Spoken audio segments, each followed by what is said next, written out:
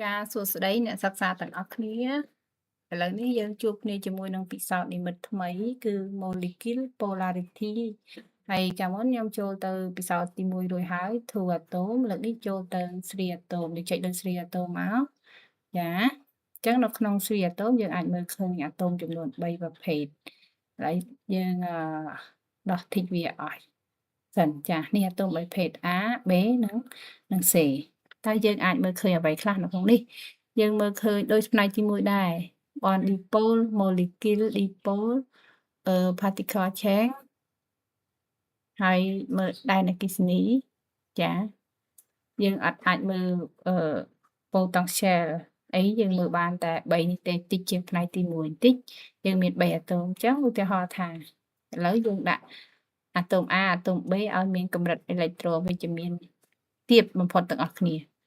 ហើយនេះយើងមើលអាតូម A B C រៀបគ្នាអញ្ចឹងឥឡូវយើងជីកតើមើលមាន dipole អត់ចាសញ្ញា dipole នេះអត់ឃើញមានទេ molecule dipole ក៏អត់មានដែរគិតមើលបន្ទុកមានអត់មានដែរតែអគ្គិសនីចាអត់រត់ទៅណាទេគឺនៅកណ្ដាលអញ្ចឹង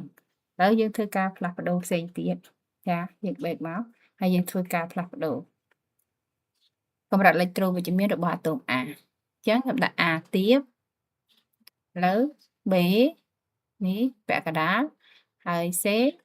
ទាបដែរអញ្ចឹងយើងចាប់ផ្ដើមធីកមើល dipole ចា dipole មាន2គឺពី A ទៅ B ហើយនិងពី C ទៅ B ចាហើយណាដែលមាន dipole ខ្លះគឺនេះប៉ូលអវិជ្ជមានឬក៏molecule dipole molecule មាន dipole ខ្លាំងគឺ molecule គឺអាតូម B អាតូម B នេះមាន dipole ខ្លាំងនេះហើយយើងគ្រីសបន្ទុកវាមកចាគឺ B កើតបន្ទុកដកហើយ A កើតបន្ទុកបូក C ក៏កើតបន្ទុកបូកយើងគ្រីសដែនអគ្គិសនីនេះ molecule B នេះ dipole វាងាកទៅរកបន្ទុកដែនអគ្គិសនីបូកព្រោះអា B ហ្នឹងបន្ទុកវាដកចាវាងាកទៅបូកអាបូក2នេះវាងាកមកខាងដកនេះចឹងឥឡូវយើងធ្វើការប្រែប្រៀនត្រឡប់ទៅដើមសិនហើយយើងធ្វើការប្រែប្រួលអាផ្សេងទៀតចាឥឡូវយើងដូរអាតូម C ឲ្យខ្ពស់បំផុតចាអាតូម A ទាបបំផុត C ខ្ពស់បំផុត B កណ្ដាលនេះចាខុសគ្នា5លេខនេះចឹងយើងផ្ដើមធីកមើលសម្ព័ន្ធ dipole ចាគឺមានពី A ទៅ B និងពី B ទៅ C ចាយើងតិចមើលគេណាដែល dipole ជាងគេគឺនៅ B ទៅដែរស្រូបទាញអេឡិចត្រូន B គិតបន្ទុកតើណាបន្ទុកដកចានេះបន្ទុកមាន2គឺ C ដក A បូក B នេះអត់មានបន្ទុកទេយើងធីកមើលដែនអគ្គិសនី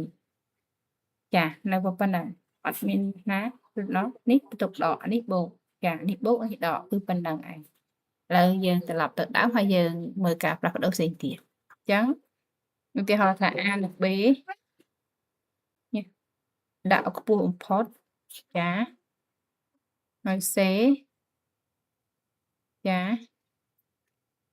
ដាក់ខ្ពស់បំផុតដែរហើយខ្ញុំធីកមើលចា dipole គឺមានតែ A ទៅ B មកគីណាដែលមាន dipole គឺ molecule B ចាហើយយើងធីកអានេះបន្ទុក B ដក A បូក C មានបន្ទុកទេគិតដែរអគ្គិសនីគឺ B ចា B បន្ទុកដករត់ងាកទៅបូកនេះអានេះបន្ទុកបូកងាកទៅដកនេះចាអញ្ចឹងយើងអាចធ្វើការប្រែប្រួលកម្រិតអេឡិចត្រូវិជ្ជមានរបស់អាតូម A ណាមកអាតូម B មកចាអញ្ចឹងយើងនឹងឃើញមានការផ្លាស់ប្ដូរទៅជាបែបនេះវិញC បន្ទុកបូក A បន្ទុកបូក B បន្ទុកដកអញ្ចឹងការប្រែប្រួលនៃសម្ព័ន្ធការប្រែប្រួលនៃ dipole ការប្រែប្រួលនៃដែនអគ្គិសនីរបស់អាតូមមួយហ្នឹងគឺអាស្រ័យនឹងកម្រិតអេឡិចត្រូវិជ្ជមានរបស់វាចាកម្លាំងស្រូបទាញអេឡិចត្រូនពីធាតុដល់ដទៃអញ្ចឹងកូនសាកល្បងផ្លាស់ប្ដូរទៅហើយសង្កេតមើលតើវាមានអីខ្លះប្រែប្រួលពេលដែលយើងផ្លាស់ប្ដូរវាធ្វើតាមលំនាំអ្នកគ្រូយ៉ាងណាហើយយើងនឹងអាចធ្វើបានហើយនឹងឆ្លើយសំណួរបាន